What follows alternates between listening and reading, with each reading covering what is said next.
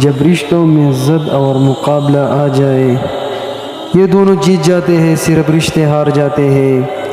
تکلیف میں بہت رو لینے کے بعد جب درد اس مقام پہ آ جائے کہ آنسو تھم جائے، وہاں سے مضبوطی کا سفر شروع ہوتا ہے۔ پھر فرق نہیں پڑتا کس کی خوشی اور دکھ سے۔ اکثر جو لوگ دوسروں کی زندگیوں میں جانتے رہتے ہیں، ان کا اپنا گریبان پھٹا ہوتا ہے۔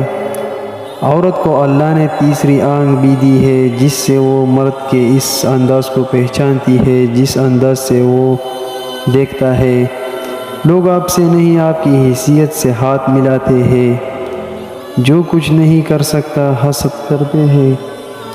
شعر کہنا ختم، گنگنانا ختم، تیری محفل میں اب آنا جانا ختم، تیری فکر کی ہر ایک ادا، الوداع تجھ سے باتیں ختم، روٹ جانا ختم۔ دنیا میں اس سے بڑھ کر کوئی ایوارڈ نہیں ہو سکتا کہ لوگ آپ کی تربیت کی وجہ سے آپ کے والدین کو عزت اور آپ کو دعائیں دے۔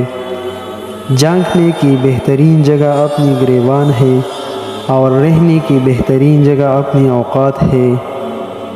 ہائے صدقے اسے کہاں رکھوں، اس نے بھیجی اوقات تحفے میں۔ مجھے زندگی کی سچائی تب پتہ چلی جب راستے میں پڑے پھولوں نے مجھ سے کہا، دوسروں کو خوشبو دینے والے اکثر یوں ہی کچل دیے جاتے ہیں۔ جب انسان پر اچھا وقت آتا ہے تو وہ بولنے والی چیزوں میں سب سے پہلے اپنی اوقات بولتا ہے۔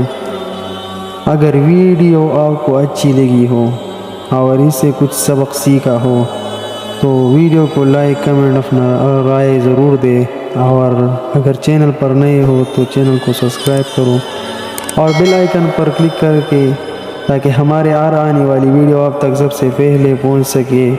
شکریہ۔